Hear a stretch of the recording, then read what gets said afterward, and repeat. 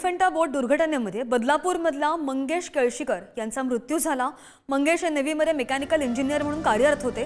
Speed बोटच्या इंजिनाची testing सुरू असताना हा अपघात झाल्याचं समोर आलंय।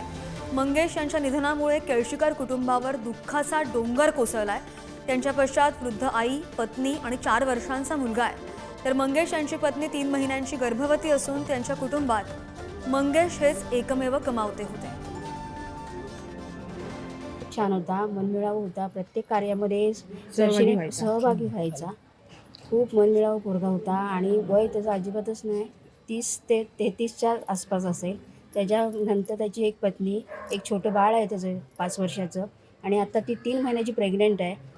अशी अत्यंत दुःखद घटना झालेली आहे आज या ठिकाणी।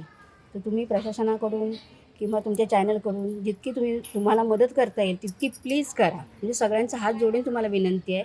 त्या मुलीच्या मागे कोणी नाही, तिला सासरे नाही आहेत, तिला वडील नाही आहेत, त्या घरी कोणी नाही, ती खूप एकटी पडलेली आहे मुलगी। कधी हाक मारली ना, मंगेश भाऊ हे आम्हाला ही मदत हवी आहे किंवा हा प्रोग्राम आपल्याला करायचा आहे, तर ते कधीही आम्हाला त्यांनी नाही ही गोष्ट कधीच बोलले नाही। ते खूप चांगले होते।